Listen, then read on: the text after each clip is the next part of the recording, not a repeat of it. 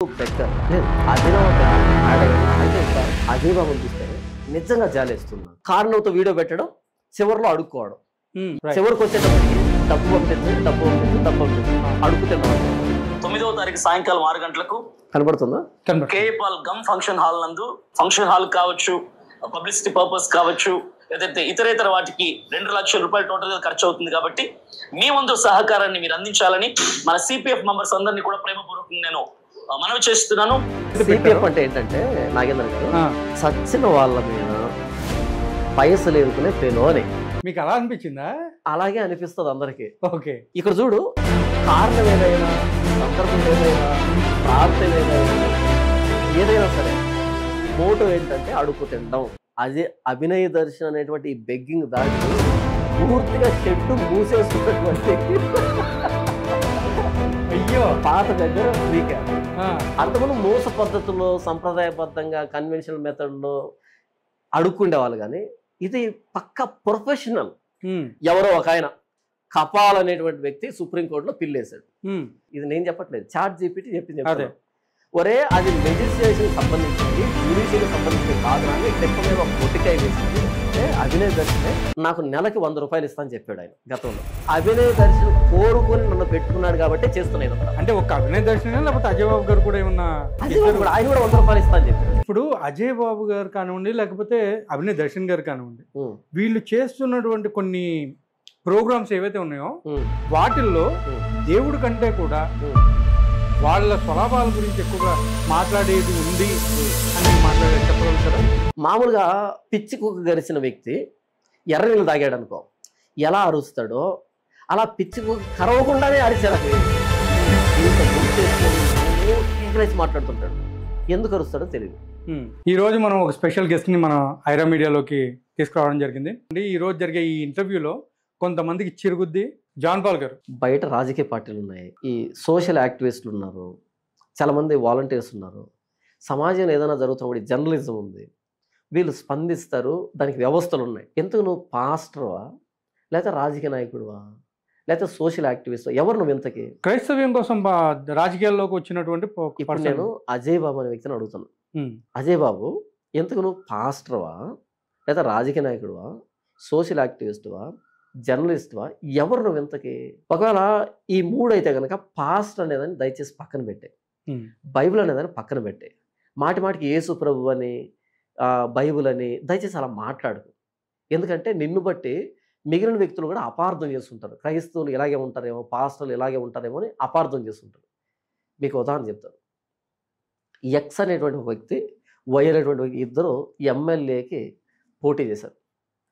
అయితే వై అనే వ్యక్తి అంట రాత్రి మొదలు కష్టపడి పోస్టర్లు అంటించి, పాంప్లెట్ పంచి, ఇంటింటికి వెళ్ళి ఏంటంటో సేవలు చేసి, రకరకాల వాటి మీద ప్రశ్నించి, ప్రసంగాలు చేసి, మొత్తానికి కష్టపడ్డాడు. విపరీతమైన క్యాన్వాసింగ్ చేశాడు. ఏది గెలవడానికి ఎమ్మెల్యే. రేపు ఎలక్షన్. ఈరోజు సాయంకాలం ఎక్కడో సెంటర్లో ఏదో ప్రసంగం అయిపోయింది, ఆటోకి దిగుతున్నాడు. అయితే అనుకోకుండా అదే ఆటోలో ఎక్స్ అనేటువంటి ఆ వ్యక్తి పోటీ చేశాడు, ఆ వ్యక్తి కూడా ఎక్కాడు. ఇద్దరు సెంటర్లో దిగారు. దిగిన తర్వాత వై అనే వ్యక్తి అన్నాడంట, నేను చూస్తే నాకు జాలి ఇస్తుంది. ఎవరిని చూస్తే? ఎక్స్ అనేటువంటి వ్యక్తిని చూస్తే జాలి ఇస్తుంది. ఎందుకు అన్నాడంట. ఎందుకంటే ఎక్కడ చూసినా నా బ్యానర్లే, నా పోస్టర్లే అన్నీ నావే ఉన్నాయి, నేనే ప్రసంగాలు చేశాను, నేను అన్నీ చేశాను, నీది ఎక్కడ ఏం కనిపించట్లేదు, అంతగా ప్రచారం చేయలేదు, కాబట్టి ఓట్లన్నీ నాకే పడతాయి, నేను చూస్తే జాలి ఇస్తుంది అనేటట్టుగా అన్నాడంట. ఆ వ్యక్తి పక్కుమని నవ్వి, నిన్ను చూస్తే నాకు జాలి ఇస్తుంది, రేపు గెలిచేది నేనే అన్నట. అదేంటి, అది ఎలా గెలుస్తావు నువ్వు అంటే, ఏం లేదు, నువ్వు ప్రసంగాలు చేసుకుంటూ క్యాన్వాసింగ్ చేస్తూ మొత్తం తిరుగుతున్నావు కదా, అయితే నేనేం చేశానంటే ఈ 4 రోజుల పాటు ఒక ఆటో ఎక్కుతా, ఆటో ఎక్కి ఈ సెంటర్ నుంచి ఆ సెంటర్లో దిగగానే సార్ 100 రూపాయలు అయిందంటాడు ఆ వ్యక్తి. ఆడిని చొక్కా పెట్టి బయటకు రాకి 2 గుద్దులు గుద్ది, ఎరా ఎవరిని మాట్లాడుతున్నావురా, నేను వై అనే పార్టీ కార్యకర్తను రా అని అంట. తర్వాత మార్కెట్కి వెళ్తా, నాకు కావాల్సినటువంటి మెటీరియల్ తీసుకుంటా, సార్ బిల్లు 3000 సార్ అంటే, ఆడు చొక్కా పట్టుకుని బయటికి రా 4 గుద్దులు గుద్ది, ఎవరు మాట్లాడుతున్నావురా, వై అనే పార్టీ కార్యకర్తను రా, ఇక్కడ వచ్చేది మా గవర్నమెంటే అని అంట. ఇంకో దగ్గరికి వెళ్తా, అక్కడేదో తీసుకుంటా, వాడిని నింతే దౌర్జన్యం చేస్తా, వచ్చేది మా వై అనే పార్టీ రా, అప్పుడు చూస్తా నీ కథ అంట. ఇలా అన్ని చోట్ల గొడవ పెట్టుకోవడం, వై అనే పార్టీ కార్యకర్తని అధికారంలో రాని చూస్తాను నీ కథ అని ఇలా ఇలా బెదిరించడం స్టార్ట్ చేశాడు. ఇప్పుడు చెప్పండి ఎవరు గెలుస్తారు? ఆబ్వియస్లీ జనాలు అప్పుడు వాడు దౌర్జన్యం చేస్తుంటే మనసులో అనుకుంటారంట గట్టిగానే, వీడు అధికారంలోకి రాకముందే ఈ స్థాయిలో దౌర్జన్యం చేస్తున్నాడంటే ఇక అధికారంలోకి వస్తే మనల్ని బ్రతకనిస్తాడా? కాబట్టి వాడు ప్రచారం చేసే చెప్పినా ఆ ఎక్స్ అనే వాడికి ఓటేద్దాం అంతే. ఇది కూడా ప్రోపగండనే, ఇది కూడా క్యాన్వాసింగే. కాకపోతే ఇది చాలా డిఫరెంట్గా ఉంది కదా. డిఫరెంట్ ఏంటి అసలు మామూలుగా కదా, ఒక రేంజ్ అది కదా. ఇప్పుడు నువ్వు పాస్టర్ అని పేరు పెట్టుకున్నప్పుడు, క్రైస్తవుడు అని పేరు పెట్టుకున్నప్పుడు నీ నోరు అదుపులో ఉండాలి, నీ మాటలు అదుపులో ఉండాలి, నీ ప్రవర్తన అదుపులో ఉండాలి. నువ్వు చేసేటువంటి కార్యక్రమాలన్నీ కూడా బైబిల్ గణపరిచేటట్టుగా, యేసుక్రీస్తుని గౌరవించేటట్టుగా, క్రైస్తవాన్ని తలెత్తుకునేటట్టుగా చేయాలి. నీ చిల్లర రాజకీయాల కోసం మణిపూర్ దగ్గర నుంచి మొదలుపెట్టి కోట్ల రూపాయలు అడుక్కు తిని అక్కడ చర్చి మీద దాడి జరిగింది, ఇక్కడ చర్చి మీద దాడి జరిగిందని పదే పదే గూగుల్ పే, ఫోన్పే అకౌంట్ నెంబర్లు పెట్టుకొని అడుక్కు తింటూ ప్రతినిత్యం ఇతర మతాల దేవి దేవతల మీద గట్టిగా మాట్లాడుతూ, కేకలేసి మాట్లాడుతూ, వాళ్ళందరూ తిరిగి వచ్చి యేసు ప్రభువుని తిట్టేటట్టుగా, బైబిల్ తిట్టేటట్టుగా ప్రోత్సహిస్తూ మరలా నేను పాస్టర్ అంటూ రాజకీయ రంగు పులుముకుంటే ఇలాగే ఉంటారా క్రైస్తవులని? నిన్ను బట్టి క్రైస్తవాన్ని చెడ్డ పేరు వస్తుంది కదరా. కాబట్టి నేను ఏమంటానంటే, నువ్వు రాజకీయ నాయకుడు అయితే రాజకీయం చేసుకో, దయచేసి బైబిల్ గురించి కానీ యేసు ప్రభు గురించి కానీ మాట్లాడొద్దు. నువ్వు సోషల్ యాక్టివిస్ట్ అయితే మంచిది, అదే పని చేసుకో, తప్పేం లేదు. కానీ బైబిల్ గురించి, క్రైస్తవం గురించి మాట్లాడద్దు. ఇటు కాసేపు బైబిల్ మీద వీడియో పెడతావు, గూగుల్ పే, ఫోన్పే అంటావు, మరలా అక్కడికి వెళ్ళి దళితుల మీద దాడి జరుగుతుంది, వాళ్ళ మీద దాడి జరుగుతుంది అంటావు. ఎందుకు? నువ్వు ఎవరు? నువ్వు అటా ఇటా, ఎటు ఉంటే అటైనా ఉండు, లేకపోతే ఇటైనా ఉండు. నిన్ను చూసి, నీ మాట తీరు చూసి, నువ్వు అడుక్కు తినే విధానం చూసి, నీ బెగ్గింగ్ స్కిల్స్ చూసి, ఓహో పాస్టర్లంతా ఇలాగే ఉంటారా అనేటువంటి ఒక అభిప్రాయం బయట సమాజంలో కలుగుతుంది. ఎలాగైతే ఎక్స్ పార్టీ వాడు మిగతా వాళ్ళని కొట్టి నాది వై పార్టీ అని చెప్పి నెగిటివ్ ప్రాపగండ చేసినావు, నువ్వు క్రైస్తవుడు అని చెప్పుకుంటూ క్రైస్తవాన్ని చెడ్డ పేరు తీసుకొస్తున్నావు. ఇక్కడ నువ్వు చేసే దౌర్భాగ్య పనులకి మమ్మల్ని అంటున్నారు మీ పాస్టర్లంతా ఇంతే అని. కాబట్టి నువ్వు ఎవరు ఫస్ట్ డిసైడ్ చేసుకో. కాసేపు చర్చి మీద దాడి జరిగిందంటావు, కాసేపు దళితుల మీద దాడి జరిగిందంటావు. దళితుడైన పదం ఎందుకు వస్తుంది నోట్లో? కాసేపు మామూలుగా ఏమంటే ముస్లింల మీద దాడి అనేసి కూడా చెప్పడం జరుగుతుంది. ఇప్పుడు ఇక్కడ అలా చూసుకుంటే ఇక్కడ నేను మీకు ఇంకొక విషయం నేను క్లియర్గా చెప్పాల్సింది, ఈయనతో పాటు మళ్ళీ ఇంకొక ఆయన కూడా జాయిన్ అయ్యాడు కదా, న్యూ బెగ్గర్ లేదు అభినవ బెగ్గర్ యాడ్ అయ్యాడు. అయితే ఇక్కడ అజయ్ బాబుని చూస్తే నిజంగా జాలేస్తుంది నాకు. ఎందుకు జాలేస్తుంది అనేది మీకు ఎక్స్ప్లెయిన్ చేస్తాను. మీకు నువ్వులు తెలుసా? నువ్వులు తెలుసు, నువ్వులు అంట కదా, సెసమే సీడ్స్ నువ్వులు. పాత రోజుల్లో నువ్వుల్ని కల్లం చేసేటప్పుడు ఏం చేస్తారంటే, వాటిని బాగా నలిపినప్పుడు నువ్వులు వస్తాయి కదా, అందులో మట్టి పిల్లలు, రాళ్ళు, చెత్త చెదర ఇదంతా ఉంటుంది అనమాట. అప్పుడు ఏం చేస్తారంటే దాన్ని ఎలా తింటారంటే, ఇలా 4 అంగిలు అద్దుకొని ఇలా వచ్చి ఇలా 4 పెట్టుకొని మరలా ఇలా తింటుంటారు.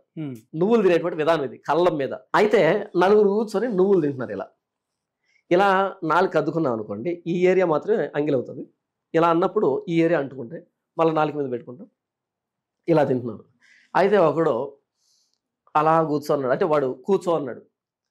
ఈ 4 ఒరే ఏంట్రా నువ్వులు తినొచ్చు కదా అంటే, మీకంటే చేతికి వేళ్ళు ఉన్నాయి, మీరు తింటున్నారు, నాకు చేతులు లేవు కదా, మొండి చేతులు, ఇక్కడ విరిగిపోయినాయి వాడికి, మొండి చేతులు, నేను ఎలా తినాలి అన్నాడు. ఒరే అలా కాదురా, వేలు ఉంటేనే కాదు, ఇక్కడ మొండి చేయింది కదా, ఇక్కడ దానికి ఇలా అంగిలు పూసుకొని అలా ముంచి అలా నాకు కూడా నీకు కూడా తినడం అలవాటు అవుతుంది అన్నాడంట అని చెప్పారు. వీళ్ళు ఇలా అద్దుకుంటూ ఉంటే కాసేపటికి మొత్తం మింగేసాడు.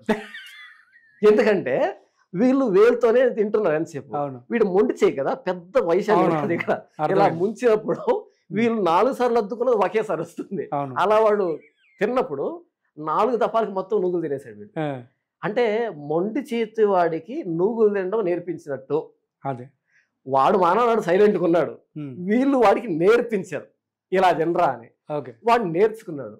దెబ్బతో ఏమైందంటే వాడు ఒకసారి ముంచి లేవనెత్తుతుంటే వీళ్ళు 4 సార్లు తిన్నది ఒకేసారి తింటున్నాడు, మొత్తం నూగులు అయిపోయాయి. ఎగ్జాక్ట్ గా అభినయ్ దర్శన్కి అజయ్ బాబుకున్న రిలేషన్ ఇదే.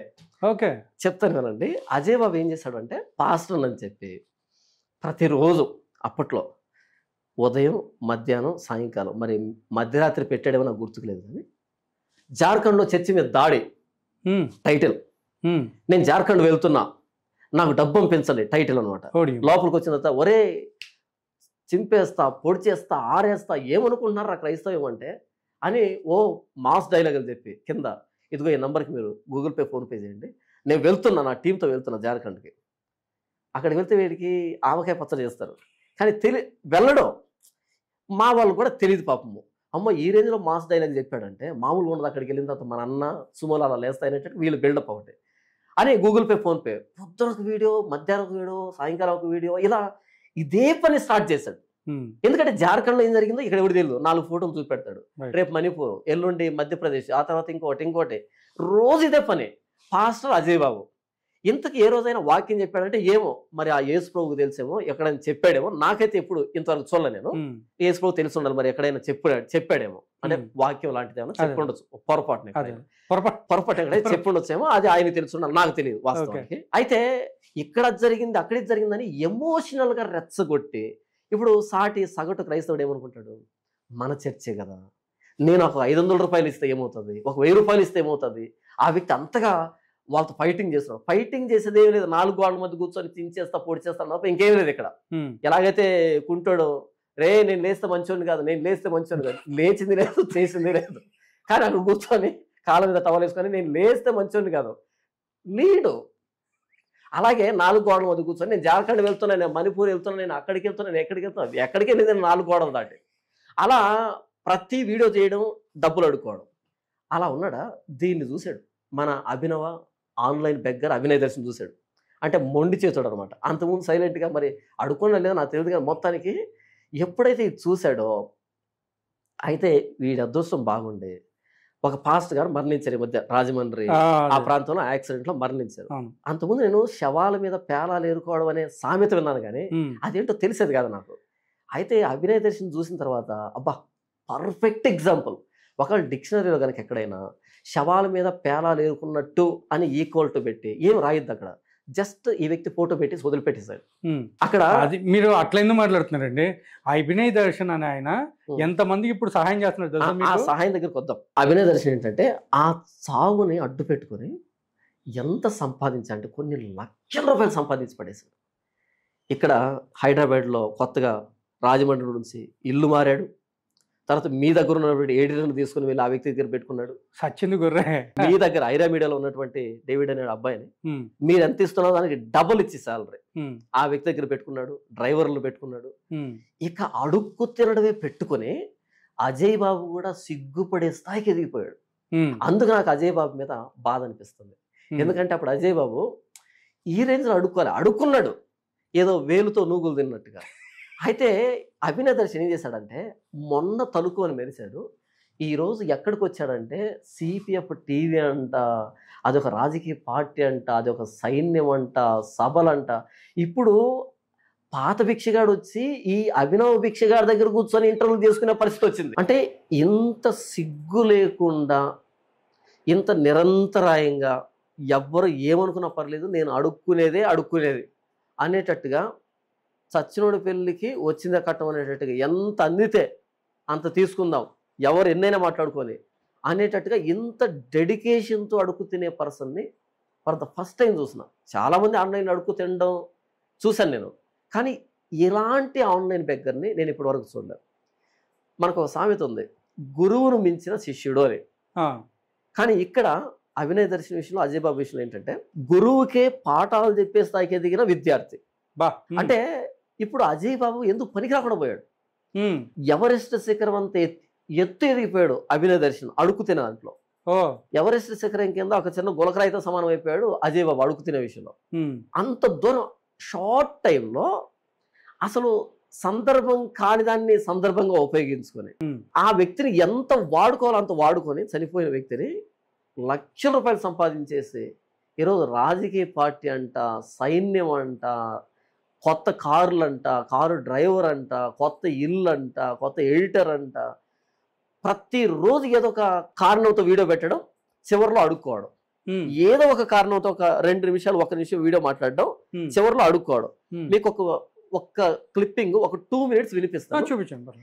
కారణం ఏదైనా, సందర్భం ఏదైనా, ప్రాంతం ఏదైనా ఒక్కటే గురే.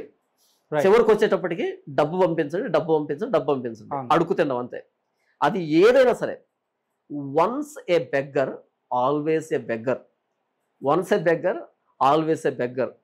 కొత్త భిక్షగాడు పొద్దుెరగడు అనే దానికి 100% న్యాయం చేస్తున్నటువంటి వ్యక్తి అభినవ ఆన్లైన్ బెగ్గర్ అభినయ్ దర్శన్. చూడండి, ఇప్పుడు ఇంతకుముందు ఒక వ్యక్తి నాకు ఈ క్లిప్పింగ్ పంపించాడు. ఈ క్లిప్పింగ్ లో ఈ ఆన్లైన్ బెగ్గర్ ఒక విషయం చెప్తున్నాడు. చూడండి ఎంత చాకచక్యంగా. ఈ నెల 9వ తారీఖు అంటే 2 రోజులు మాత్రమే ఉంది. 9వ తారీఖు సాయంకాలం 6 గంటలకు కనబడుతుందా?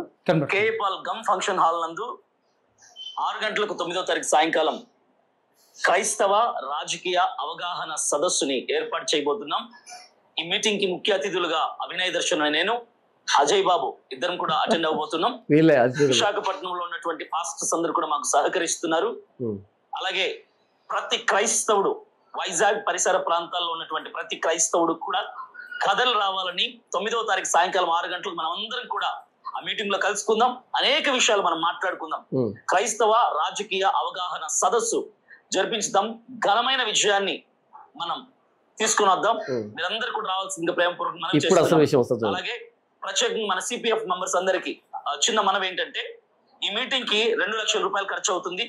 మీరు సహకరిస్తేనే తప్ప ఇలాంటి కార్యక్రమాలు మరెన్నో మేము చేయలేము. కాబట్టి మీ వంతు సహకారాన్ని మీరు అందించండి. తప్పకుండా ఈ మీటింగ్ విజయవంతంగా జరగాలంటే మీరు స్పాన్సర్ చేయండి. ఫంక్షన్ హాల్ కావచ్చు, పబ్లిసిటీ పర్పస్ కావచ్చు, లేదంటే ఇతరేతర వాటికి 2 లక్షల రూపాయలు టోటల్ గా ఖర్చు అవుతుంది. కాబట్టి మీ వంతు సహకారాన్ని మీరు అందించాలని మన సిపిఎఫ్ మెంబర్స్ అందరినీ కూడా ప్రేమపూర్వకంగా నేను మనవి చేస్తున్నాను. Support CPF, support Vizag meeting. God bless you. Thank you. ఇప్పుడు సిపిఎఫ్ అనేటువంటి ఒక ఏదైతే గ్రూప్ లేకపోతే ఫౌండర్ ఏదైతే సిపిఎఫ్ అంటే ఏంటంటే, నాగేంద్ర గారు, చచ్చిన వాళ్ళ మీద పైసలు ఏరుకునే ఫెలో అని సిపిఎఫ్ అంటే. ఓకే, చచ్చిన వాళ్ళ మీద పైసలు ఏరుకునే ఫెలో అని. సిఎండిఎఫ్ అంటే ఏంటంటే, క్రిస్టియన్స్ దగ్గర, ముస్లిమ్స్ దగ్గర డబ్బులు ఏరుకునే ఫెలో అని. ఓకే, అది సిఎండిఎఫ్ అంటే. ఇది సిపిఎఫ్ అంటే. కాబట్టి ఏంటంటే, ఇలాంటి పదాలను మీరు పెద్దగా సీరియస్గా తీసుకోకుండా అదేదో పెద్ద అనేటట్టుగా. నా క్వశ్చన్ ఏంటంటే, ఇప్పుడు సిపిఎఫ్ లేదా సిఎండిఎఫ్ అని పెట్టడం ఏదైతే జరిగిందో వాటి యొక్క ఫుల్ ఫామ్ మీరు చెప్పారు మీకు తెలిసిన విధంగా. బట్ ఇక్కడ ఏంటంటే, అవి పెట్టింది కేవలం డబ్బుల గురించేనా అనేది నా క్వశ్చన్. ఇప్పుడు ఇందాక ఆయన చెప్పడం జరిగింది, మీరు చూపించినటువంటి వీడియోలో సిపిఎఫ్ ఎవరైతే అభ్యర్థులు ఉన్నారో, అంటే ఎవరైతే ఫాలోవర్స్ ఉన్నారో వాళ్ళందరూ కూడా సహకరించండి అనేది మాట్లాడుతున్నారు. అవును, అంటే అర్థం ఏంటి? వాళ్ళు ఓన్లీ వీళ్ళని పెంచి పోషించడానికే అనేసి. సిపిఎఫ్ అంటే ఏంటంటే, కామధేనువులు వాళ్ళు. ఆ సిపిఎఫ్ లో సభ్యులు ఉదాహరణకి ఒక 100 మంది ఉన్నారు అనుకోండి, 100 మంది కామధేనువులు అని అర్థం. వాళ్ళు ఎక్కడో గడ్డి తింటారు, అంటే ఎక్కడో ఆఫీసులో పని చేసుకుంటారో, చేతి పని చేసుకుంటారో, ఏదో ఒక వృత్తి చేసుకుంటూ ఉంటారు వాళ్ళు. అయితే పాలు మాత్రం ఈ అభినయ్ దర్శన్కి ఇవ్వాలి. ఓకే, సిపిఎఫ్ లో వాళ్ళు జాయిన్ అయితే అర్థం ఏంటంటే, ఈయన మీటింగ్ పెట్టిన ప్రతిసారి ఆయన బొచ్చులో డబ్బులు వేస్తూ ఉండాలి. అది ఆర్మీ అంటే. ఓకే, ఈయన వైజాగ్ లో మీటింగ్ పెడతాడు, 2 లక్షలు ఖర్చు. కాబట్టి ఇమ్మీడియట్ గా సిపిఎఫ్ వాళ్ళందరూ ఏం చేయాలి? మనం ఆర్మీ కదా, వీళ్ళు ఆర్మీ, ఈయన మేజర్, ఈయనే వీళ్ళ శాలరీ ఇవ్వడం, వీళ్ళే మేజర్ శాలరీ చేయాలి. ఇప్పుడు వైజాగ్ లో మీటింగ్ అనమాట, మేనేజర్ ని మెయింటైన్ చేయాలి. ఇప్పుడు ఏం చేస్తా అంటే, ఆ డబ్బు అంతా తీసుకుంటాడు. ఎంతకి ఎంతమంది పంపించారు, ఎంత వచ్చింది, ఎంత ఖర్చు అయింది, ఈ డీటెయిల్స్ ఉండవు. ఎందుకంటే మేజర్ ని సామాన్యమైన సిపాయి అడగకూడదు అనమాట. ఎంత వచ్చింది తెలియదు ఎవరికి. అక్కడ మీటింగ్ జరిగింది, మన కడపలో మీటింగ్ పెట్టాడు, 2000 మంది వస్తారు, రాబోతున్నారు, 7 లక్షల ఖర్చు వస్తుంది అని పెద్ద పెద్ద ఓవర్ యాక్షన్ డైలాగులు అని చెప్పాడు. తిప్పి కొడితే అక్కడికి 350 మంది రాలే, 350 మంది రాలే. కానీ దానికి మామూలు పబ్లిసిటీ కాదు, మామూలుగా అడుగు తినడం కాదు. చనిపోయింది ఎవరు, మీటింగ్ పెట్టాల్సింది ఎవరు, ఎవరు అడుక్కుంటున్నారు, అసలు ఎంత దారుణం అంటే, ఇలాంటి బెగ్గర్ని ఇంతవరకు నేను చూడలేదు. ఎవరెస్ట్ శిఖరం అంత ఎత్తుగా ఎదిగిపోయి అడుగు తింటున్నటువంటి బెగ్గరు. ఒకప్పుడు ఈ బెగ్గింగ్ లో టాప్ లో ఉన్నటువంటి అజయ్ బాబు ఇప్పుడు ఈ వ్యక్తి ప్లాట్ఫామ్ మీదకి వచ్చి 10వ పరకో ఇస్తాడేమో అని ధీరంగా చూడాల్సిన పరిస్థితి వచ్చింది. అయ్యో, నిజం నిజం. మీకు అలా అనిపించిందా? అలాగే అనిపిస్తుంది అందరికి. ఓకే, ఇక్కడ చూడు, కారణం ఏదైనా, సందర్భం ఏదైనా, ప్రాంతం ఏదైనా సరే, మోటో ఏంటంటే అడుక్కు తినడం. 2 లక్షలు ఖర్చు అంట. 2 లక్షలు అంటే అసలు ఏంటది అడిగేసాడంటే చెన్నై బటానియా ఏంది నాకేం అర్థం కావట్లేదు. 2 లక్షల ఖర్చు మీరు ఇవ్వాలి, పలా దగ్గర మీటింగ్ 2 లక్షల ఖర్చు మీరు ఇవ్వాలి. అది ఇంకో లాస్ట్ టైం కూడా 2 మీటింగ్లు పెట్టారండి. ఆ 2 మీటింగ్లు కూడా 2 లక్షలు చొప్పున 4 లక్షలు ఖర్చు అయినాయి అంట. మరి ఆ 4 లక్షలు పోయినాయి అంటే మరి 4 లక్షలు కాదు, అక్కడ ఎంత మంది వేశారు, ఎంత ఖర్చు అయింది, పే స్లిప్స్ ఎక్కడ? ఎవరు 1 రూపాయి ఇవ్వలేదంట. రాజుగారి పెళ్లికి అందరూ నీళ్ళే పోసారని ఒక సామెత. ఓహో. రాజుగారు దండలు వేశారు, రేపు నేను పెళ్లి చేసుకుంటున్నాను, అందరూ పాలు పోయాలని డ్రమ్ పెట్టాడు, ఒక డ్రమ్ము. ఓకే. అప్పుడు ఏంటంటే ఆ డ్రమ్ము కదా, ఈవిడ పాలు తీసుకొచ్చింది, కాసేపు కొంచెం దూరం తీసుకొచ్చి, అయినా ఊరోళ్ళంతా పాలు పోస్తున్నారు కదా, నేను ఒకదారి నీళ్ళు పోస్తే ఏమవుతుందని వెనక్కి వెళ్ళి పాలు అక్కడ పడేసి నీళ్ళు తీసుకొచ్చి అందులో పోసింది. కనపడదు కదా ఎవరికి, పోసి వెళ్ళిపోయింది. ఇంకొక ఆవిడ, అయినా ఊరోళ్ళంతా పాలు పోస్తున్నారు కదా, నేను ఒకదాని నీళ్ళు పోస్తే కనబడతాయో పాడా అని ఆవిడ తీసుకొచ్చి నీళ్ళు పోస్తుంది. ఇంకొక ఆవిడ, అందరూ పాలు పోస్తారు కదా, నేను నీళ్ళు పోద్దామని మొత్తానికి చివరిలో ఆ డ్రమ్ ఓపెన్ చేస్తే అన్ని నీళ్ళే ఉన్నాయి అక్కడ. అలా ఇక్కడ ఏంటంటే ఆయన మీటింగ్ పెడుతున్నాడు, ఇదిగో నా వంతు 5,000, నా వంతు 10,000, నా వంతు ఇంతని వేస్తున్నారు. ఇంతకీ ఎంత వచ్చింది అక్కడ అన్నది ఎవరికి తెలియదు. నేనే అనుకుంటానంటే నేను ఇచ్చిన 5,000లోనే ఆయన మీటింగ్ జరిపించాడు అని నేను ఇచ్చిన 10,000లోనే మీటింగ్ జరిపించాను మీరు, నేను ఇచ్చిన దాంట్లోనే మీరు. ఇలా సిపిఎఫ్ ఆర్మీ ఒక నెల క్రితం 6,000 మంది. ఎంతమంది? 6,000 మంది నెల క్రితం, 6,000 మంది. ఇప్పుడు ఆర్మీ పెరిగి ఉంటుంది నాకు తెలిసి. పైగా ఇప్పుడు ఇండియా పాకిస్తాన్ యుద్ధం సైన్యం కాబట్టి రిక్రూట్మెంట్ కూడా ఎక్కువ మొత్తంలో జరిగి ఉంటుంది డెఫినెట్ గా. సో ఈ యుద్ధ వాతావరణంలో రిక్రూట్మెంట్ దిగింది కాబట్టి ఏంటంటే ఈ పారామిలిటరీ ఫోర్సెస్ కూడా యాడ్ చేస్తున్నాం. అంటే ఆ రిక్రూట్మెంట్ లో కూడా చాలా ఇది ఉందండి, చాలా స్పెషలైజ్డ్ సెలెక్టివ్ థింగ్ జరిగింది అక్కడ. అవును, ప్రతి ఒక్కరు కూడా ఎవరైతే కొత్తగా జాయిన్ అవుతున్నారో వాళ్ళు 500 పే చేయాలి. అది సబ్స్క్రిప్షన్. సబ్స్క్రిప్షన్, మంత్లీ సబ్స్క్రిప్షన్ 5,000, 6,000 మంది. ఇది స్పెషల్ ఆఫర్ మీటింగ్ అనేది. ఓకే. నెల 500 ఇవ్వాలి 6,000 మంది. మళ్ళీ స్పెషల్ గా మీటింగ్ పెడుతున్న ప్రతిసారి ఈ వ్యక్తి స్పాన్సర్షిప్ అడుగుతాడు. కాబట్టి మీరెంత ఇచ్చారో నాకు తెలియదు, నేనెంత ఇచ్చానో ఇంకొక తెలియదు. మొత్తానికి ఏంటంటే ఎవరో తెలియదు. మొత్తానికి నేను ఇచ్చిన 10,000తోనే ఆయన ఇప్పుడు మీటింగ్ చేస్తున్నాడు అని నేను అనుకుంటాను. 6,000 మంది 500 వేసుకుంటే ఏంటి బ్రదర్ అసలు ఆ మైండ్ ఏంటి అసలు? What a thought, what a vision కదా. నిజంగా అజయ్ బాబు లాంటి పాత బెగ్గర్స్ కి మైండ్ పోతుంది అసలు. వాళ్ళకి అదే మైండ్ బ్లాక్ అయిపోయింది. నాకైతే మీకు మాట చెప్తాను, వీకేఆర్ బెగ్గింగ్ దాటికి అభినయ దర్శన్ అనేటువంటి ఈ బెగ్గింగ్ దాటికి పూర్తిగా షెడ్ మూసేసుకున్నటువంటి అయ్యో పాత బెగ్గర్ వీకేఆర్. అంటే టోటల్గా మానేశాడు. ఇంకా ఒక సామెత ఉండే, వచ్చే గాలి వారికంట గడ్డపారలు ఎగిరిపోతున్నాయి, ఇక చీపురు కట్ట ఎక్కడా అని. ఎంత గాలివాన అంటే గడ్డపారే గాలి కొట్టుకోపోయింది, ఇక చీపురు కట్ట నిలబడుతుందా? అలా వీకేఆర్ అనే వ్యక్తి బెగ్గింగ్ చేస్తూ ఉన్నాడు ఆన్లైన్లో. ఏదో చెప్పుకొని పాపం పేద పలుకులు బేద పలుకులు మొత్తానికి ఏంటో పలుకొని మీరు దానం చేయండి, అది చేయండి, ఇది అంటూ ఉన్నాడు పాపం. ఎప్పుడైతే అజయ్ బాబు ఫామ్లో దిగాడో, రాజమండ్రి వేదికగా దిగాడో సీన్లోకి, అప్పుడు ఎవరికి అర్థం కాలే వీడు ఎక్కడికి వెళ్తాడో తెలియలే. భుజమే చేసి ఓకే ఓకే అని ప్రోత్సహించారు. ఎప్పుడు ఆ వ్యక్తి ఆరంగేట్రం చేశాడో ఫినిష్, మూతపడిపోయాయి ఆ గోడౌన్లన్నీ మూతపడిపోయాయి. ఇప్పుడు చూడండి పాపం హనీ జాన్సన్ కానీ వీకేఆర్ని కానీ అజయ్ బాబు కానీ దేకే వాళ్ళు లేరంటే ఇంకా అర్థం చేసుకోండి.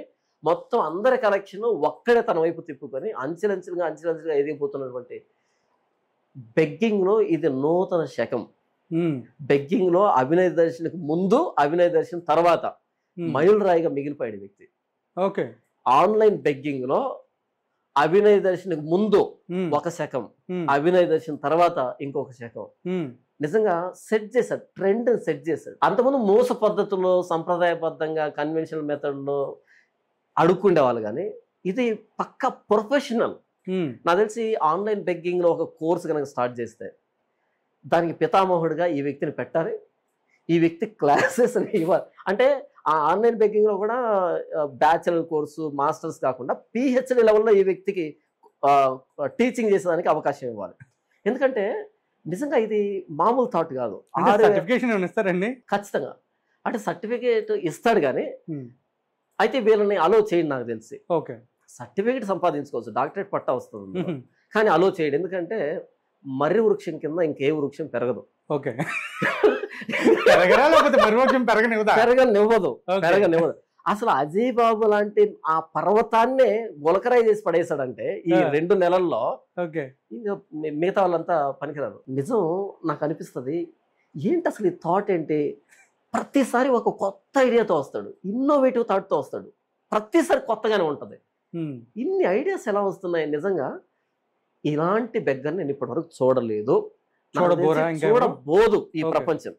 అభినయ్ దర్శన్కి ముందు ఆన్లైన్ బెగ్గింగ్, అభినయ్ దర్శన్ తర్వాత ఆన్లైన్ బెగ్గింగ్ అని రాసి పెట్టుకోవాలి ఈ తరం. కాబట్టి అజయ్ బాబే బెక్క చచ్చిపోయాడండి ఈయన అడుగు తినే విధానాన్ని చూసి. నిజం, మీరు చూడండి ఆ వ్యక్తిని, అయిపోయింది ఆ వ్యక్తి కథ. ఈ వ్యక్తి అంటే ముందు వీకేఆర్ ఎప్పుడో కొట్టుకుని వెళ్ళాడు, అందరినీ చుట్టి పడేశాడు అంతే. క్రిస్ గేల్ ఆడితే ఎలాగుంటుందో అన్ని బౌండరీ దాటిస్తాడు, అలా సెట్ చేశాడు మార్కు.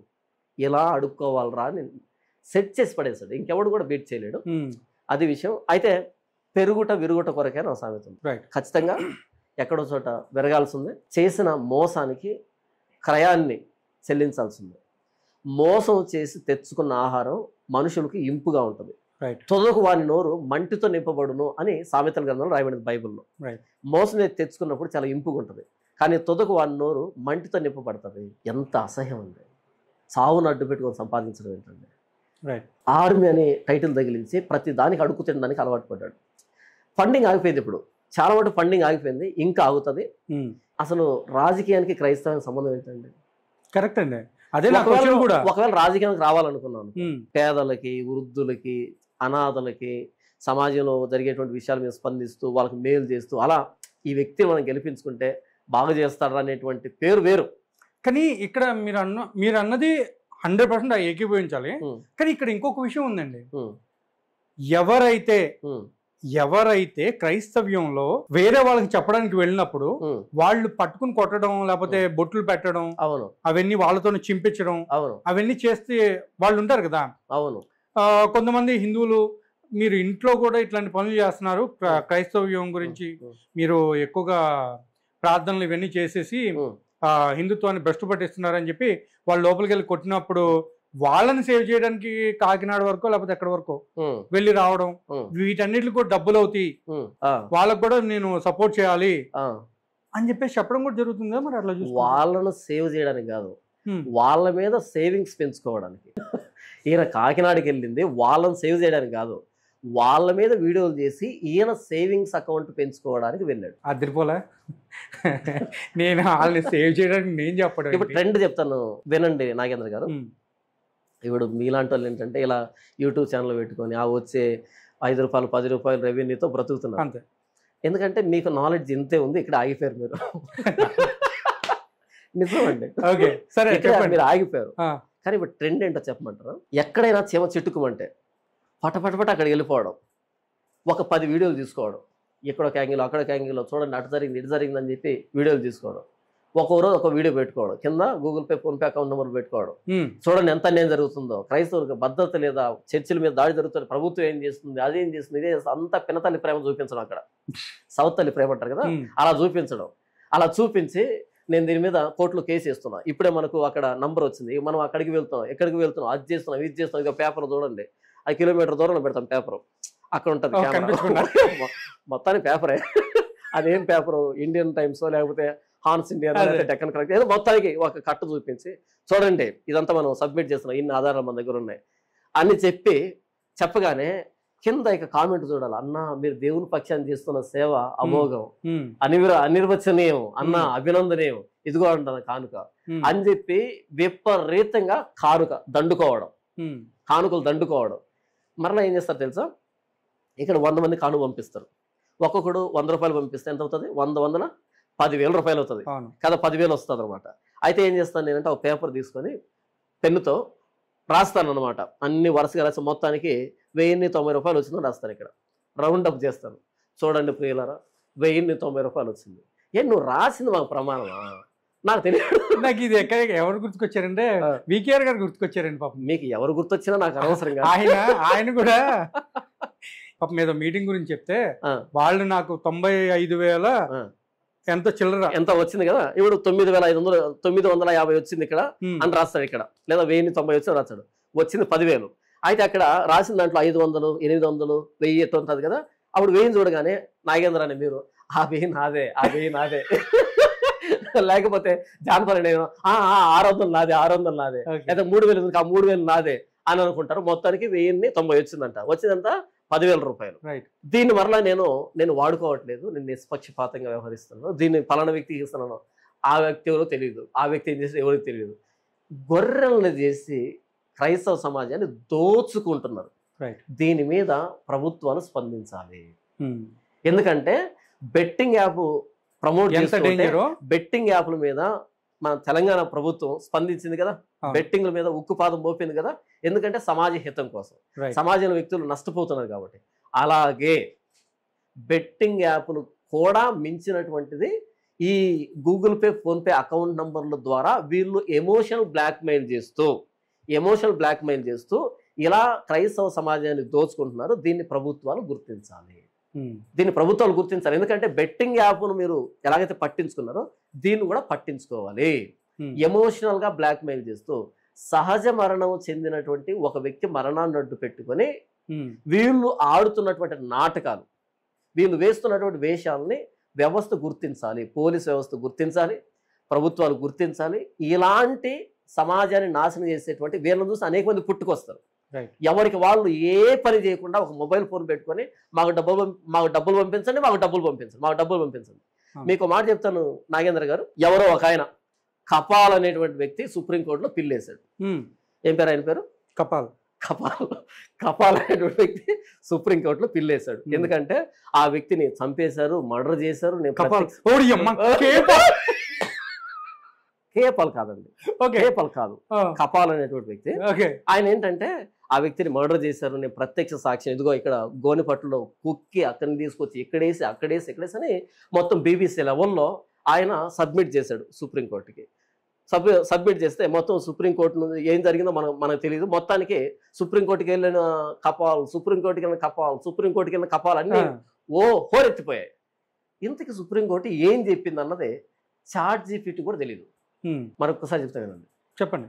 నేను సుప్రీంకోర్టుకి వెళ్ళాను, ఇక్కడికి వెళ్ళాను, హోరెత్తిపోయిందంతా. ఓకే, ఇంతకు సుప్రీంకోర్టు ఏం చెప్పింది మీకు అనేది ఎవరు చెప్తారు మాకు? Right, correct. నేను ChatGPT అని అడిగాను.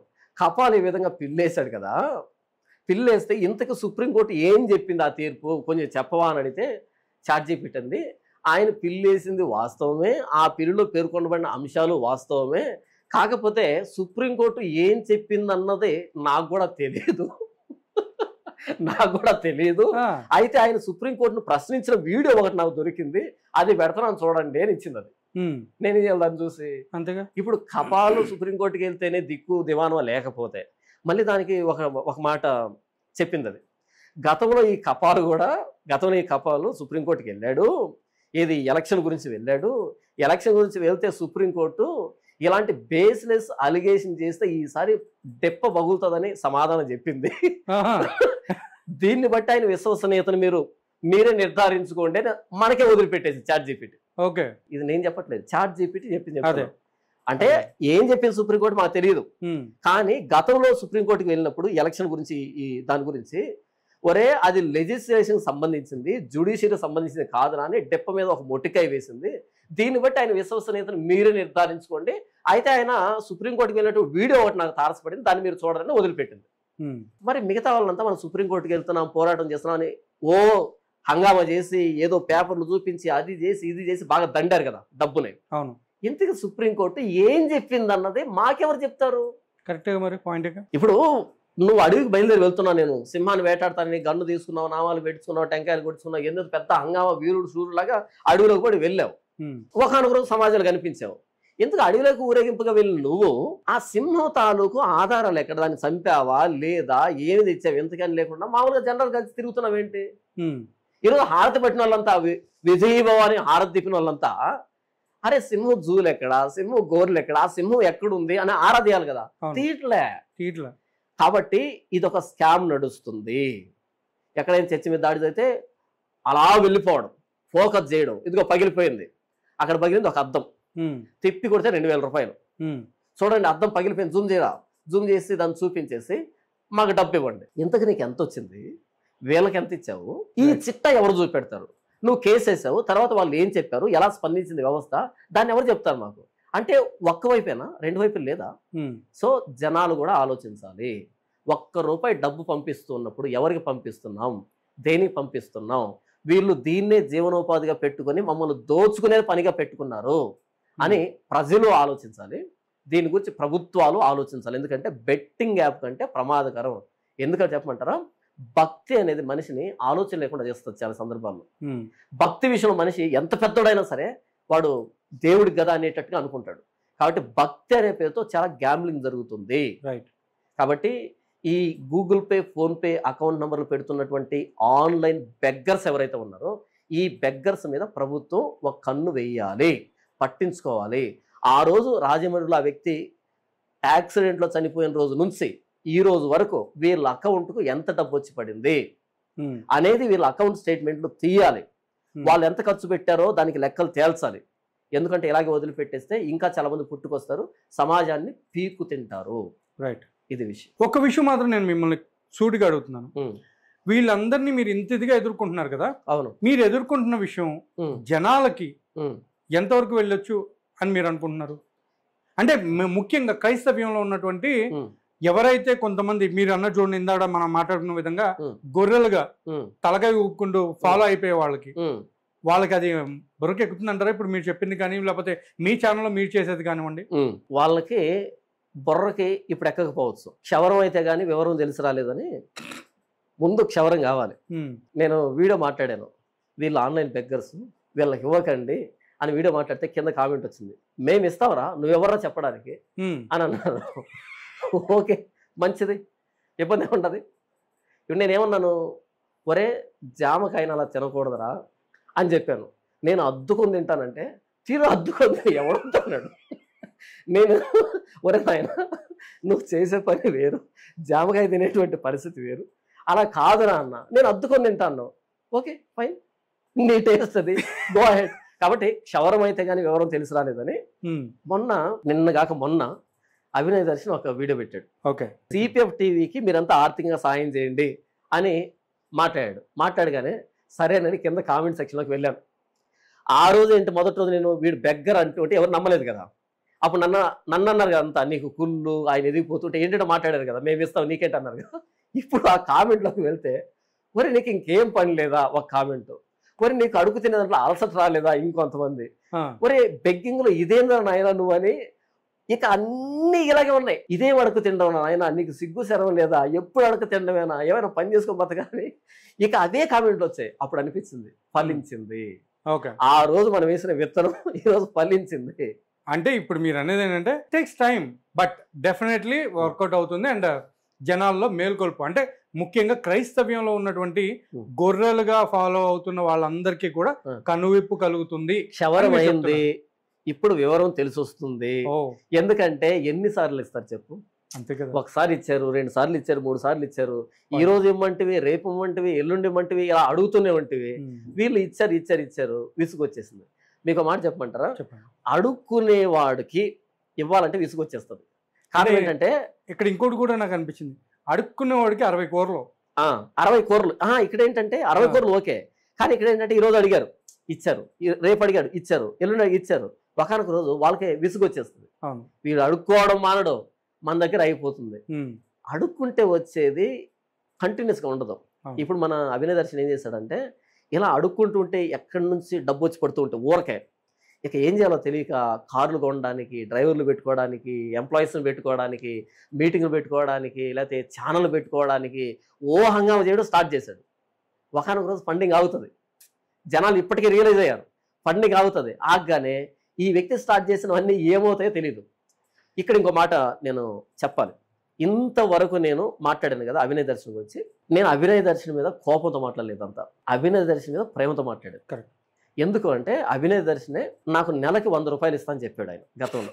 నా గురించి నువ్వు ఇలా ప్రాపగాండా చేయి, నేను ప్రతి నెల ₹100 ఇస్తాను నీకు అని ఆయన చెప్పాడు. పెట్టుకున్నారంట కదా, నన్ను పెట్టుకున్నాడు కాబట్టి మరి నా ₹100 న్యాయం చేయాలి. ఇంకా నేను ఫస్ట్ శాలరీ కూడా తీసుకోలేదు. కాబట్టి నా వంతుగా మీ ఐరా మీడియా నుంచి అభినయ దర్శిని ప్రమోట్ చేద్దాం, ఇది మా మధ్య డీలు. అంటే నేను నెగిటివ్ గా నేను ప్రమోట్ చేస్తాను, నీకు డబ్బు వస్తుంది, కాబట్టి నువ్వు నాకు ఒక 100 రూపాయలు ఇవ్వు అనేటట్టుగా. 100 రూపాయలు కూడా నాకు ఎక్కువే. అంటే మీరు నెలలా తీసుకుంటున్నారు లేకపోతే ఓన్లీ? లేదు, ఇంకా నాకు ఫస్ట్ పేమెంట్ కూడా రాలే. అయ్యో, మొన్ననే డీలింగ్ అయిపోయింది.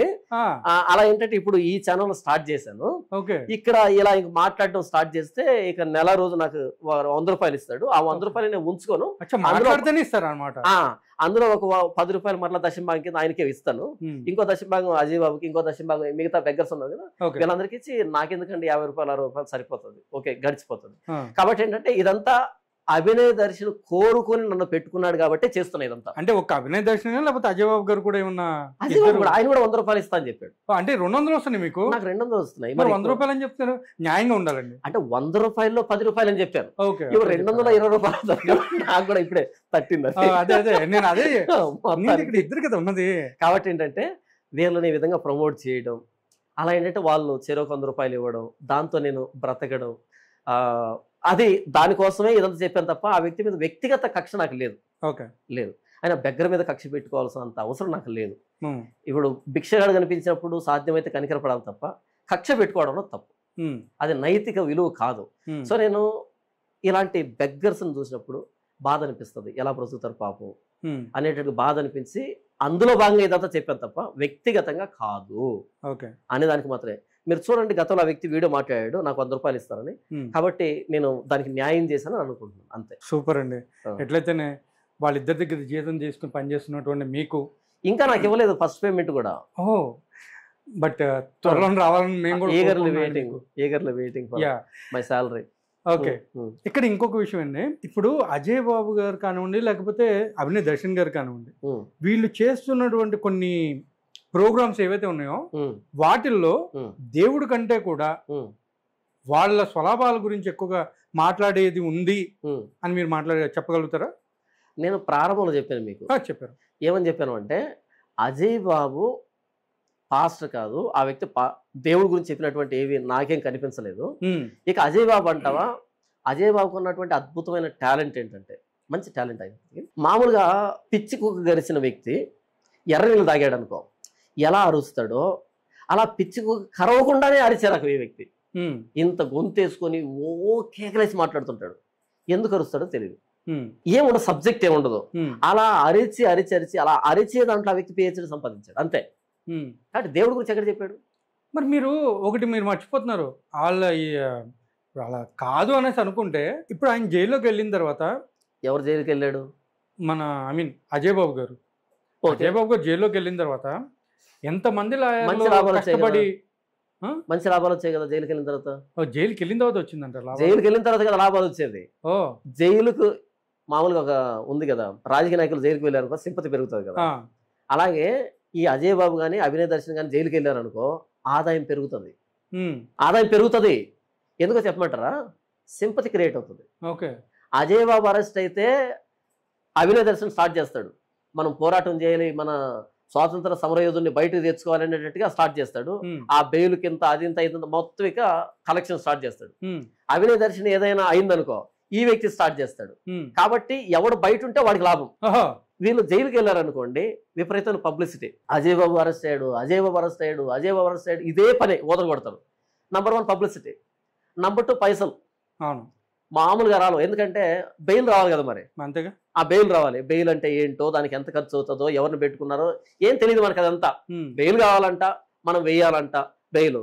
ఇక తర్వాత ఆయన బయటకు వచ్చాడు అనుకో, బయటకు వచ్చిన తర్వాత గజమాలతో సత్కరించడం, లోపలికి వెళ్ళి ఏదో బ్రిటిష్ వాళ్ళని తరిమి చంపినట్టుగా వీళ్ళ గజమాలతో సత్కరించడం, మరలా విజయోత్సవ సభ పెట్టడం. అంటే ముత్తైదులు వచ్చి మంగళహారతి ఇవ్వడం మాత్రమే తక్కువ గానీ ఒక ప్రభుత్వ ఉద్యోగి కూడా సంపాదించినంత డబ్బును సంపాదిస్తున్నారు వీళ్ళు. ప్రభుత్వ ఉద్యోగి కూడా సంపాదించినంత డబ్బు సంపాదిస్తున్నారు. కేవలం వీళ్ళు చేసేది ఏంటంటే 4 గోడల మధ్య కూర్చొని వీడియోలు చేసి మనుషులు రెచ్చగొట్టడం. అది కూడా సబ్జెక్ట్ అని చెప్పి కాదు, సమాజాన్ని బాగు చేసేటువంటి ఏం కాదు, రెచ్చగొట్టడం, ఎమోషనల్ గా బ్లాక్ మెయిల్ చేస్తూ అలా డబ్బును సంపాదిస్తున్నారు.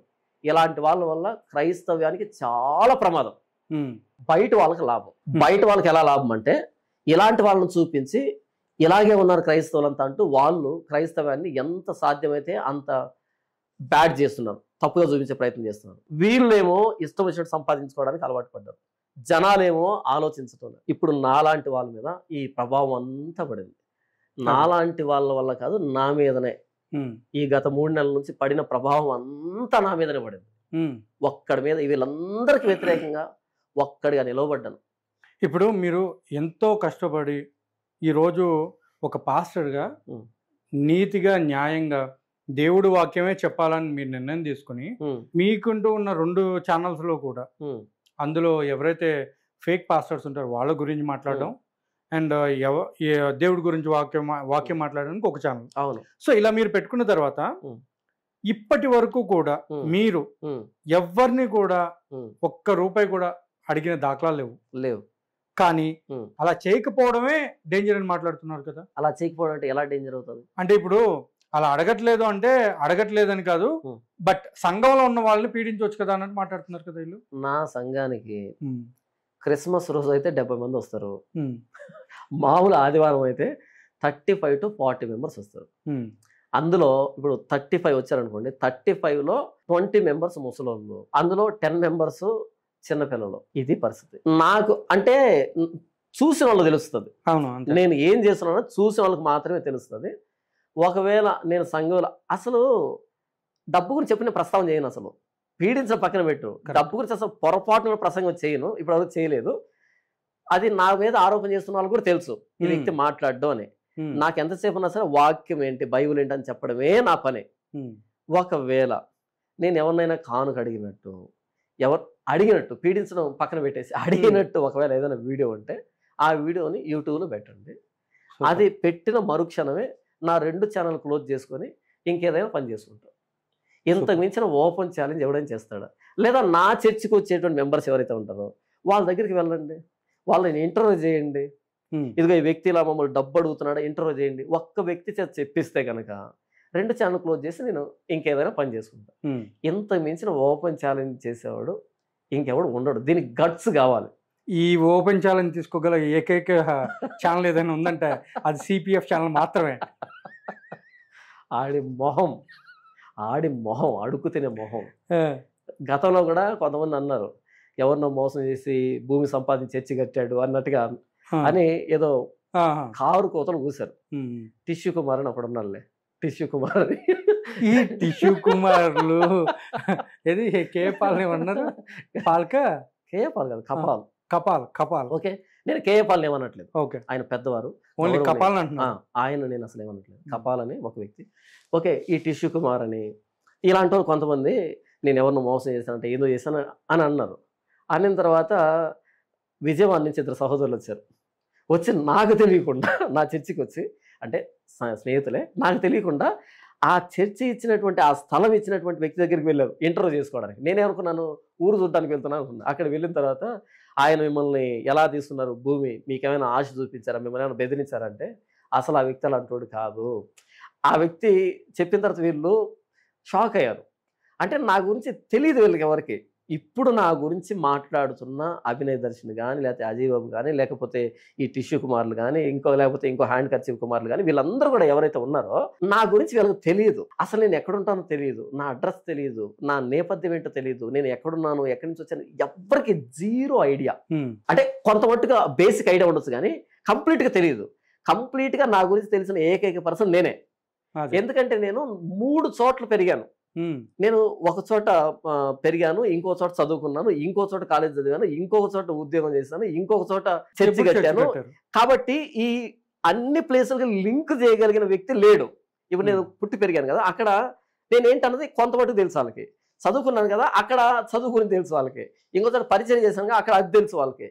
ఇంకో చోట నేను ఉద్యోగం చేశాను, ఇక్కడ ఇది తెలుసు వాళ్ళకి. సో ఈ అన్ని డాట్లు కనెక్ట్ చేయగలిగిన ఏకైక పర్సన్ నేనే. అవును. సో వీళ్ళకి మిడిమిడి జ్ఞానం ఉంటుంది. ఇకపోతే నేను కెరియర్ బిగినింగ్ నుంచి ఈ రోజు వరకు ఎవరికి దూతు రాలే ఇంత దూరం, ఎవరికి ఆముదం రాస్తూ రాలే ఇంత దూరం, ఎవరికి అడుగులకి మడుగులతో రాలే ఇంత దూరం. నీదెంత అంటూ వచ్చాను, నీదెంత, నువ్వు ఎవడు గొప్ప అంటూ వచ్చానేది ఫస్ట్ వీడియో ఉంటుంది మన ఛానల్లో. ఫస్ట్ వీడియో అది చూడండి. అక్కడి నుంచి కూడా చిన్న ఫస్ట్ నాకు తెలిసి 3వ వీడియో 4వ వీడియో అనుకుంటాను. ఫస్ట్ వీడియో ప్రార్థనా నూనె దేనికి వీడియో, ప్రార్థనా నూనె దేనికని పెట్టాను.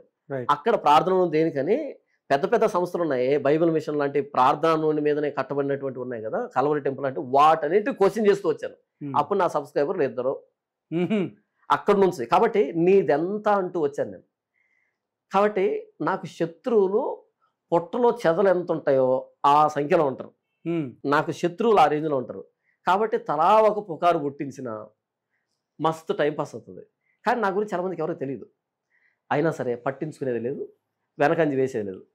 వీళ్ళు ఎక్కువ చేసే కొద్దీ నేను ఇంకా ఎక్కువ చేస్తాను. వాళ్ళు ఎక్కువ చేసే కొద్దీ మీరు ఇంకా ఎదుగుతున్నారు. ఎక్కువ చేశారనుకో నేను ఇంకా కొంచెం ఎక్కువ చేస్తాను. నా నైజం ఏంటంటే బెదిరిస్తే బెదిరే రకం కాదు, బెదిరిస్తే ఇంకొంచెం ఎక్కువ చేస్తాను. కాబట్టి ఇప్పటికే నన్ను గెలికి, నన్ను కదిలించి పొట్ట కూడు పోగొట్టుకున్నారు. నాకు కొంచెం జాలి, దయ, కరుణ, హృదయం, భిక్షగాలంటే నాకు డీప్ రెస్పెక్ట్ ఉంటుంది వాళ్ళ మీద. ఓకే, కాబట్టి మీ భిక్ష మీద మీరు ఎత్తుకోండి. నన్ను మధ్య మధ్యలో గెలికారనుకోండి, మీ చిల్లర శబ్దాలు నాకు వినపడ్డాయి అనుకోండి, నేను ఏం చేస్తానంటే ఆ బొచ్చు కూడా లాగేస్తాను. కాబట్టి బొచ్చు అనేదంటే అప్పుడు 10 పొరకు పడుతుంటుంది, మీ బొచ్చు కూడా లాగేస్తాను. ఇప్పటికే గోడౌన్లు మూతపడుతున్నాయి. మీకు తెలుసో తెలుదో, అభినయ్ దర్శన్ సిపిఎఫ్ టీవీ అని ఇప్పుడు ఆ వ్యక్తి ఛానల్ని సిపిఎఫ్ టీవీ అని పెట్టుకున్నాడు. పెట్టుకొని ఇక రంగంలో దించాడు అందరినీ రంగంలో దించేసి ప్రముఖులతో ఇంటర్వ్యూ అని చెప్పాడు. ఏ ప్రముఖుడు దేకలే. గొప్ప గొప్ప ప్రముఖులు ఇంటర్వ్యూ చేస్తా అన్నాడు, ఏ ప్రముఖుడు దేకలే. నాకు ఫోన్ చేశాడు ఫస్ట్ ఇంటర్వ్యూ కోసం. నాకు ఫోన్ చేశాడు ఆ సిపిఎఫ్ టీవీ సిఇఓ. అది ఒక సంస్థ, దానికి ఒక సిఇఓ, దానికి ఒక ప్రెసిడెంట్. అది అంటున్నాను. ఎవరండి పేరేంటి సిఇఓ పేరు? ఏదో హర్షవర్ధన్ ఏదో పేరు చెప్పాడు. అదొక సంస్థ, దానికి ఒక సిఇఓ, దానికి ఒక ప్రెసిడెంట్, ఈయన ఒక అది. మరి వైస్ ప్రెసిడెంట్ యజమానులు ఎవరు లేరండి? చాలా మంది ఉంటారు.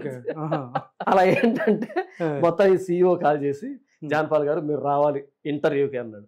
పొర్రపాటును కూడా అలాంటి వాటికి నేను రాను అన్నా. అదేంటండి, దేవుణ్ణి ఎరగనటువంటి ఛానల్కి వెళ్ళి మీరు ఇంటర్వ్యూ ఇస్తున్నారు కదా, ఇది క్రిస్టియన్ ఛానల్, మీరు రారా అంటే, దేవుణ్ణి ఎరగని వాళ్ళ దగ్గరికి వెళ్ళి ఇంటర్వ్యూ ఇస్తా, కానీ దేవుణ్ణి అమ్ముకుండే వాళ్ళ దగ్గరికి వెళ్ళి ఇంటర్వ్యూ ఇవ్వను అని చెప్పాను. అంటే నన్ను ఎందుకు పిలిచారు అంటే కారణం చెప్తాను కనుంటే, నన్ను అక్కడికి పిలిచి టీ ఇచ్చి భోజనం పెట్టి 4 మంచి మాట మాట్లాడి, జాన్పాల్ గారు మీ సేవ అది, మా సేవ ఏదైనా 4 తీయటి మాట మాట్లాడితే తర్వాత మాట్లాడలేడు, అభిమానం అడ్డొస్తుంది అనేటట్టుగా పాపం ప్లాన్ వేశాడు. అరే మీరు ఎల్లుండాల్సిందండి, కనీసం మీ జీతం అని ఇచ్చేవాళ్ళు. అస్సలు జీతం పోగొట్టుకున్నారు కదండి, మీకు 2 నెలల జీతం రావాలి మళ్ళీ. నేను జీతం ఎందుకు పోగొట్టుకున్నానంటే, జీతం పోగొట్టుకోవాల్సిన కారణం ఏంటంటే, ముందు వాళ్ళకి రావాలి కదా, ముందు ఆ ఛానల్ డెవలప్ కావాలి, అంచెలంచెలుగా ఎదగాలి. అందుకని అజయ్ బాబును పిలుచుకున్నాడు. ఈ వ్యక్తి మీటింగ్ పెడితే ముఖ్య అతిథి అజయ్ బాబు, అజయ్ బాబు మీటింగ్ పెడితే ముఖ్య అతిథి అభినయ్ దర్శనం. ఇక ఇంతే, ఆ వ్యక్తి మీటింగ్ పెడితే ఈ వ్యక్తి, ఈ వ్యక్తి మీటింగ్ పెడితే ఆ వ్యక్తి. ఎందుకంటే ఇటు ఏపీ నుంచి ఆన్లైన్ బెగ్గర్ ఈ వ్యక్తి, అటు తెలంగాణ నుంచి ఆన్లైన్ బెగ్గర్ ఈ వ్యక్తి, బెగ్గర్ కలిసి పాపం ఇప్పుడు ఏ పరిస్థితికి వచ్చారంటే ఏం చేయాలో తెలియట్లే. నిజంగా అండి, ఏం చేయాలో తెలియట్లే. పెట్టే లైవ్లు చూసినప్పుడు కూడా నాకు అదే అనిపిస్తుంది. అసలు నాకు ఎంత అనిపిస్తుందంటే, జనాలు బాగా ఆలోచించడం ప్రారంభించారు. ఇంకా కొద్ది గొప్ప కొంతమంది ఉన్నారు, వాళ్ళు కూడా ఆలోచిస్తారు. వీళ్ళ భవిష్యత్తు ఏంటో అర్థం కావట్లేదు. ఖచ్చితంగా అంటే ఇంత పోరాటం చేసిన దానికి, ఇంత అవమానాన్ని ఎదుర్కొన్న దానికి, ఇంత హింసను ఎదుర్కొన్న దానికి, ఇంత వ్యతిరేకతను ఎదుర్కొన్న దానికి ఈరోజు ఫలాన్ని చూస్తున్నా, ఫ్రూట్ను చూస్తున్నా. ఎస్, ఆ రోజు నేను నిలబడపోయి ఉంటే ఇంత మార్పు వచ్చింది కాదు. కాబట్టి ఇది కూడా నాకు మేలుకే జరిగింది. అంటే వ్యవస్థ అంతా దోచుకోవడానికి అలవాటు పడినప్పుడు ఒక్కడున్నాడు ఎదురు తిరిగాడు అనేటువంటి ఆ సాక్ష్యం చాలు నాకు. కాకిలాగా కలకాలం బ్రతికే కంటే హంసలాగా 3 నాళ్ళు 6 నెలలు బ్రతికినా సరే అది బ్రతుకు. కాబట్టి పాస్టర్ జాన్ పాల్ అనే వ్యక్తి మీద ఒక ఆరోపణ వేసి దాన్ని నిరూపించే వ్యక్తి లేడు. దేవుని దయ వలన ఒక మాట చెప్తాను, నేను ఎవరిని చేయి దాపి ఒక వ్యక్తిని అడగలే, నోరు తెరిచి ఒక వ్యక్తిని అడగలే. కానీ ఈరోజు నేను కడుపు నిండా తింటున్నా, నా దేవుడు నాకు ఇస్తున్నాడు. ఇది నాకుండే ధైర్యం. పనివాడు జీతానికి పాత్రుడు. నేను ఆయన పని చేస్తున్నా, ఆయన నాకు జీతం ఇస్తున్నాడు. కానీ వీళ్ళు చేస్తున్న పని ఏంటంటే అడుక్కు తింటున్నాను. పాస్టర్ జాన్ పాల్ నిజాయితీ పరుడుగా చరిత్రలో మిగులుతాడు, వీళ్ళు మాత్రం ఆన్లైన్ బెగ్గర్స్గా మిగిలిపోతారు. ఎనీవే జాన్ పాల్ గారు, నిజంగా చిరుగుత్తి అనడానికి సరైన నిర్వచనం ఈరోజు మన ఇంటర్వ్యూలో జరిగింది. Thank you so much for coming to Aira media. But next interview మన క్వశ్చన్స్ వేరే ఉన్నాయి కొంచెం, ఓకే వాటి గురించి కూడా డిస్కస్ చేద్దాం. ఓకే బట్ ఈ రోజు జరిగింది మాత్రం ultimate. Thank you so much for coming. Thank you Nagendra garu, thank you Thank very much. మీ వేదిక ముఖంగా ఇటు సెక్యులర్ పీపుల్ కూడా ఈ ఆన్లైన్ బెగ్గింగ్ గురించి నేను చెప్పాలనుకున్న విషయాలని చెప్పేదానికి మీరు వేదిక ఇచ్చినందుకు నిజంగా ఐరా మీడియాకి హృదయపూర్వకంగా ధన్యవాదాలు తెలియజేస్తున్నాను. మీ టీంకి, మీ యాజమాన్యానికి అందరూ కూడా కృతజ్ఞతలు, ధన్యవాదాలు తెలియజేస్తున్నాను. Thank you so much. Thank you very much.